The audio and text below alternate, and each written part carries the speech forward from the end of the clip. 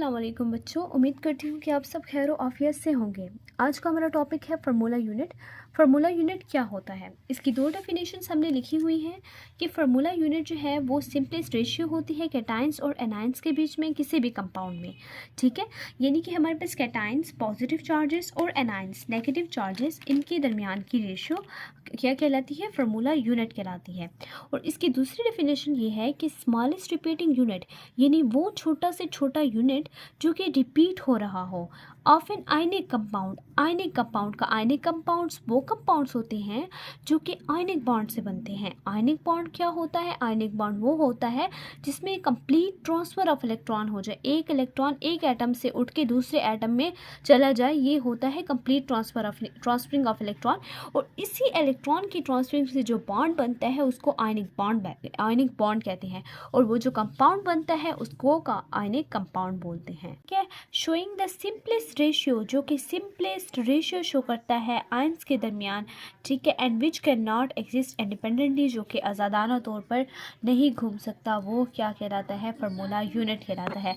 अब हम इसकी डिटेल समझने की कोशिश करते हैं, ये फार्मूला यूनिट जो है उसकी डिटेल क्या है और ये फार्मूला यूनिट हमसे कहना क्या चाह रहा है। ठीक है ना। अच्छा बच्चे, जो फार्मूला यूनिट है ना, असल में ये किसी भी आयनिक कंपाउंड का वो सबसे छोटा, मतलब किसी भी आयनिक कंपाउंड का सबसे छोटा, ठीक है, और आसान नंबर होता है जो उस कंपाउंड में मौजूद, ठीक है ना, आयंस की रेशियो होता है। ठीक है, जो उस कंपाउंड में मौजूद आयंस की रेशियो होता है।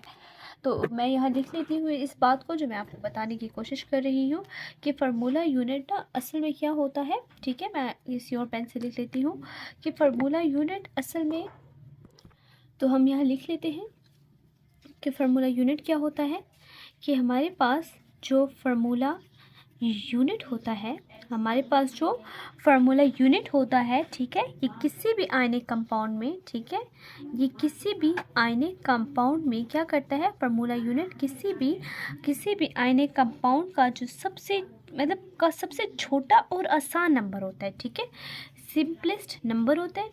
ठीक है, सिंपलेस्ट नंबर होता है। ठीक है, सिंपलेस्ट नंबर होता है हमारे पास। ठीक है, जो उस कंपाउंड में मौजूद आयंस की क्या बताता है? जो उस कंपाउंड में जितने भी हमारे पास आयंस मौजूद हैं, ठीक है, उनकी क्या बताता है? हमें रेशियो बताता है। उसकी क्या हमें बताता है? उसकी हमें क्या बताता है? रेशियो बताता है। तो वो ये क्या कहलाता है? ये फार्मूला यूनिट कहलाता है। ठीक है ना। अब मैं आपको ना सबसे पहले डायग्रामेटिकली ना इस चीज़ को समझाने की कोशिश करती हूँ। ठीक है, मेरे पास कोई भी क्रिस्टल है। ठीक है, मेरे पास कोई भी क्रिस्टल है, मैं यहाँ क्रिस्टल बना रही हूँ। अब ये मेरे पास क्या है? कोई भी मैंने क्रिस्टल बना दिया है। ठीक है, सपोज़ करिए मैंने कोई भी क्रिस्टल बना दिया है और इस क्रिस्टल में मेरे पास क्या है? कैटाइंस और एनाइंस पड़े हैं। अब मैंने ना मज़ीद मुश्किल टर्म्स यूज़ नहीं करनी क्योंकि फिर आपको समझ नहीं आएगी। मैं सिंपलेस्ट टर्म्स यूज़ कर रही हूँ। ठीक है, मेरे पास क्या पड़े हैं? कैटाइंस और एनाइंस पड़े हैं। ठीक है, कैटाइंस और एनाइंस इसके अंदर पड़े हैं और बहुत ज़्यादा तादाद में पड़े हैं। ठीक है ना, बहुत ज़्यादा तादाद में मेरे पास इसके अंदर क्या पड़े हैं? कैटाइंस और एनाइंस पड़े हैं। अब मैं क्या करती हूँ? अब मैं कुछ यूँ करती हूँ कि मैं इसमें से ना क्या करती हूँ, अब मेरे पास एक पूरा फॉर एग्जांपल क्रिस्टल है ना, एक पूरा मेरे पास क्या है? ये क्रिस्टल है, और इस पूरे क्रिस्टल में से ना, इस पूरे ये जो मेरे पास पूरा लैटिस पड़ा है ना, इसमें से ना मैं थोड़ा सा एक हिस्सा ले लेती हूँ। ठीक है, ये वाला इसको ले लेती हूँ। ठीक है, जस्ट प्लस माइनस सिर्फ इसको ले लेती हूँ और इसको मैं क्या कह देती हूँ कि ये इसका क्या है? यूनिट सेल है। ठीक है, ये इसका क्या है? यूनिट सेल है। ठीक है, मैंने इसको ले लिया। ठीक है, जस्ट पूरे ब्लॉक में से मैंने जस्ट एक ही यूनिट सेल को ले लिया। ठीक है, ये क्या कहलाएगा? यूनिट सेल कहलाएगा। और ये प्लस माइनस से क्या मुराद है? फॉर एग्जांपल ये मैंने क्रिस्टल किसका लिया हुआ है? NaCl का लिया हुआ है। ये किसका क्रिस्टल है? ये NaCl का मैंने एक क्रिस्टल लिया हुआ है, और इस क्रिस्टल के अंदर प्लस माइनस से क्या मुराद है? Na पॉजिटिव, ठीक है, Na पॉजिटिव पड़ा है। ठीक है, और Cl नेगेटिव पड़ा है, यानी Na positive Cl negative, Na positive Cl negative. तो ये पूरा मेरे पास जो लैटिस था, पूरा मेरे पास जो क्रिस्टल था, उसके अंदर मैंने ना यूनिट सेल लिया, एक यूनिट सेल लिया, और यानी सोडियम प्लस और Cl नेगेटिव ले लिया। तो बस आयनिक जो कंपाउंड्स होते हैं, ठीक है, यहाँ मैं बात लिख भी लेती हूँ कि मेरे पास जो आयनिक कंपाउंड्स होते हैं, ठीक है, मेरे पास जो पूरे आयनिक कंपाउंड्स होते हैं, उन आयनिक कंपाउंड्स का जो है एक पूरा मेरे पास क्या होता है, एक पूरा क्रिस्टल होता है। ठीक है, मेरे पास आयनिक कंपाउंड्स होते हैं, उनका मेरे पास पूरा एक क्रिस्टल होता है, और उस क्रिस्टल के अंदर मैंने एक छोटे से यूनिट सेल को ले लिया। ठीक है, मैंने इसको ब्रेक किया, इसको मैंने ब्रेक किया, और उसमें से मैंने किसको ले लिया, एक यूनिट सेल को ले लिया। या समझ ले ऐसे ही मैंने किसी यूनिट सेल को ले लिया, ब्रेक नहीं किया, मैंने क्या ले लिया, एक यूनिट सेल ले लिया। मैंने क्या ले लिया, एक यूनिट सेल ले लिया। और जो ये यूनिट सेल है, ये यूनिट सेल क्या है, 3D स्ट्रक्चर में है। ठीक है, ये यूनिट सेल क्या है, 3D स्ट्रक्चर में है। आई होप आपको 3D स्ट्रक्चर का पता होगा, इसको बताने की ज़रूरत नहीं होगी। ठीक है, तो ये यूनिट सेल क्या है, एक पूरे 3D स्ट्रक्चर में हमारे पास मौजूद है। ठीक है ना। तो अब हम आगे देख लेते हैं, आगे इसके कॉन्सेप्ट को समझने की कोशिश करते हैं कि अब ये फार्मूला यूनिट होता क्या है। अब मेरे पास ये जो फार्मूला यूनिट है सोडियम क्लोराइड का, ठीक है ना, इसमें सोडियम प्लस और Cl नेगेटिव, ठीक है ना, ये दोनों आपस में जुड़े हुए हैं। ठीक है ना, ये दोनों जो है हमारे पास जुड़े हुए हैं, और उनके दरमियान क्या है, इलेक्ट्रोस्टैटिक फोर्स है। इनके दरमियान क्या है, इलेक्ट्रोस्टैटिक फोर्सेस मौजूद हैं। ठीक है ना, मैं आपको सिंपल लैंग्वेज में समझा रही हूँ, इनके दरमियान कोई ताकत मौजूद है, कोई फोर्सेस मौजूद हैं। ठीक है ना। अब मेरे पास ना सोडियम प्लस भी 1 है, और क्लोराइड आयन भी मेरे पास क्या है, 1 है। तो दोनों की रेशियो क्या है, 1:1 है। ठीक है ना। अब सोडियम जो है ना, उसके इर्द गिर्द क्या मौजूद है, सोडियम के इर्द गिर्द मेरे पास क्या है, क्लोराइड आयन मौजूद है। ठीक है, क्लोराइड आयन मौजूद है, और क्लोराइड आयन के इर्द गिर्द मेरे पास क्या है, मेरे पास सोडियम आयन जो है वो मौजूद है। ठीक है, इसके इर्द गिर्द जो है सोडियम आयन मौजूद है, और सोडियम प्लस आयन के इर्द गिर्द क्या मौजूद है, क्लोराइड आयन मौजूद है।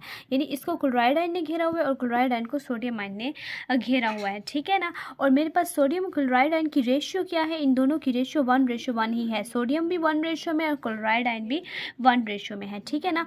तो बस पूरे लेटस क्रिस्टल लेटस को लिया, और उसको मैंने तोड़ा, उसमें से एक ही यूनिट सेल निकाला सोडियम क्लोराइड का। सोडियम भी 1 था, क्लोराइड भी 1 था, दोनों 1:1 में थे। ठीक है।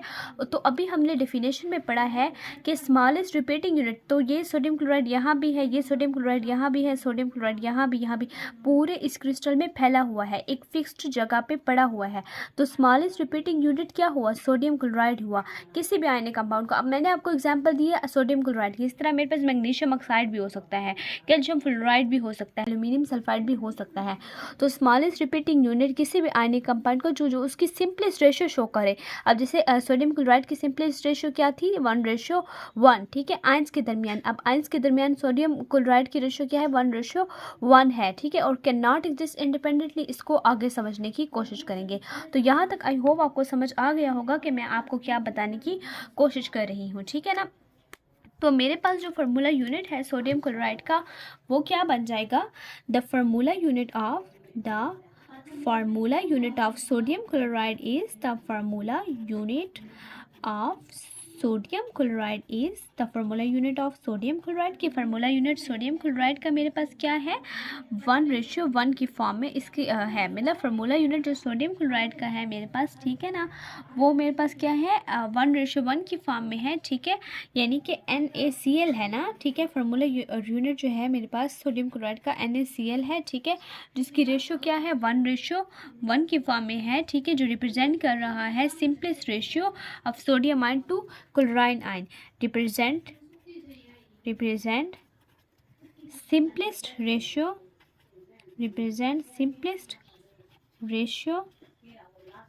of sodium ions to chloride ion. Sodium ion से क्लोराइड आयन की जो रेशियो है वो क्या है, 1:1 है। और फार्मूला यूनिट इसका क्या है, NaCl है, और इसकी जो रेशियो है वो क्या है, 1:1 है हमारे पास। इसी तरह मैं अगर आपको एक और एग्जांपल दूं, इसी तरह मेरे पास जो मैग्नीशियम ऑक्साइड है MgO, ठीक है, MgO क्या है, MgO जो है उसका हम कहते हैं कि the formula unit of MgO is formula unit of MgO, इसकी जो रेशियो है वो हमारे पास क्या है, इसकी भी रेशियो 1:1 है। मैग्नीशियम भी 1 और ऑक्सीजन भी 1, दोनों की रेशियो क्या है, 1:1 है। इसी तरह अगर मैं एग्जांपल दूँ CaF2 की, ठीक है, कैल्शियम फ्लोराइड की एग्जांपल मैं अगर आपको दूँ, ठीक है ना, तो इसकी क्या हमारे पास आएगी, CaF2 की मेरे पास क्या आएगी रेशियो कि the formula unit of the formula unit of, ठीक है, इसका फार्मूला यूनिट क्या होगा, CaF2 का जो फार्मूला यूनिट है वो हमारे पास क्या आ जाएगा, इसका हमारे पास आ जाएगा 1:2, ठीक है, इसकी हमारे पास क्या आ जाएगी रेशियो, 1:2 आ जाएगी, हमारे पास 1:2 आ जाएगी। क्यों, क्योंकि हमारे पास क्या है, there are two fluoride ions,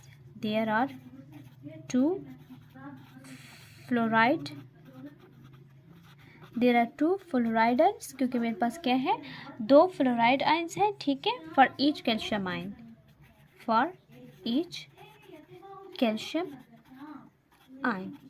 her calcium ion के लिए मेरे पास कितने फ्लोराइड आयन है, 2 फ्लोराइड आयन है। हर कैल्शियम आयन के लिए मेरे पास कितने फ्लोराइड आयन है, 2 फ्लोराइड आयन है, ठीक है, ये हो गया। इस तरह मेरे पास एक और एग्जाम्पल है एल्यूमिनियम सल्फाइड की, ठीक है, नेम लिख लेती हूँ पूरा ताकि आपको मुश्किल ना हो रही हो। एल्यूमिनियम सल्फाइड की एग्जांपल मैं आपको दे देती हूँ, Al2S3। अब इसका क्या है, इसमें हमारे पास 2 एल्यूमिनियम आयन है, ठीक है, 2 एल्यूमिनियम आयंस है मेरे पास, 2 एल्यूमिनियम आयंस है, ठीक है, और किसके लिए 2 एल्यूमिनियम आयन है, for every 3 sulphide ion, her 3 sulphide ion के लिए मेरे पास कितने एल्यूमिनियम आयन है, 2 एल्यूमिनियम आयंस हैं, तो इसकी रेशियो क्या बन जाएगी, 2:3, ठीक है। तो ये हमारे पास फार्मूला यूनिट किसका बन गया, एल्यूमिनियम सल्फाइड का, ये मेरे पास बन गया है मेरे पास कैल्शियम फ्लोराइड का, और ऊपर जो है वो मेरे पास है MgO मैग्नीशियम ऑक्साइड का, ठीक है। तो ये था फार्मूला यूनिट का थोड़ा सा कॉन्सेप्ट जो मैंने आपको समझाने की कोशिश की है, ठीक है ना। बिल्कुल सिंपली सी मैंने आपको एग्जांपल दी थी, ठीक है, जिस तरह आप एलिमेंट्स जो हैं उनको रिप्रेजेंट करवाते हो सैम्पल से, ठीक है, एलिमेंट्स जो हैं उनको रिप्रेजेंट करवाते हो सैम्पल से, उनके लिए अपनी एक सैम्पल्स होती हैं। कंपाउंड्स जो हैं उनको आप रिप्रेजेंट करवाते हो केमिकल फार्मूला से, ठीक है, कंपाउंड को रिप्रेजेंट करवाते हो आप केमिकल फार्मूला से। बिल्कुल उसी तरह ही आप क्या करते हो, आयनिक कंपाउंड को आप किससे रिप्रेजेंट करवाते हो, आयनिक कंपाउंड को आप रिप्रेजेंट करवाते हो फार्मूला यूनिट से, ठीक है, आयनिक कंपाउंड को आप किससे रिप्रेजेंट करवाते हो, फार्मूला यूनिट से रिप्रेजेंट करवाते हो, ठीक है। तो अब मैं आपको जो है एक और सिंपली सी जो है एक और क्वेश्चन मैं आपके सामने रख रही हूँ, और वो क्वेश्चन ये है जो अभी हमने डेफिनेशन में पढ़ा था। क्वेश्चन ये है कि कैन नॉट एग्जिस्ट इंडिपेंडेंटली, हमने कहा था फार्मूला यूनिट जो है वो इंडिपेंडेंटली तौर पर एग्जिस्ट नहीं कर सकते। तो ऐसी बात क्यों है कि ये इंडिपेंडेंटली तौर पर एग्जिस्ट नहीं कर सकते, तो इसका आंसर कुछ यूँ है। तो ऊपर वाली एग्जाम्पल से हमने ये समझा है कि हम इस चीज़ को भी थोड़ा सा क्लियर कर लेते हैं। मैंने आपको भी बताती हूँ कि वो इंडिपेंडेंटली एग्जिस्ट क्यों नहीं कर सकते, लेकिन मैंने सोचा कि क्यों ना मैं ये पॉइंट क्लियर करवा दूँ कि मैग्नीशियम ऑक्साइड का जो फार्मूला यूनिट है वो MgO है और इसकी रेशियो है 1:1। कैल्शियम फ्लोराइड जो है इसका फार्मूला यूनिट जो है वो हमारे पास CaF2 है, ठीक है, यानी कि हमारे पास 2 फ्लोराइड आयंस हैं हर कैल्शियम आयन के लिए 1:2। इसी तरह है हमारे पास जो एल्यूमिनियम सल्फाइड है उसका फार्मूला यूनिट जो है वो है Al2S3, यानी 2 एल्यूमिनियम आयंस हैं हमारे पास 3 सल्फाइड आयंस के लिए। तो अब हम अपने आ जाते हैं क्वेश्चन की तरफ कि वो इंडिपेंडेंटली एग्जिस्ट क्यों नहीं कर सकते, ठीक है। ये एक थ्योरेटिकल कंसेप्ट है, ठीक है। अब इधर मैं लिख लेती हूँ Y can not exist independently,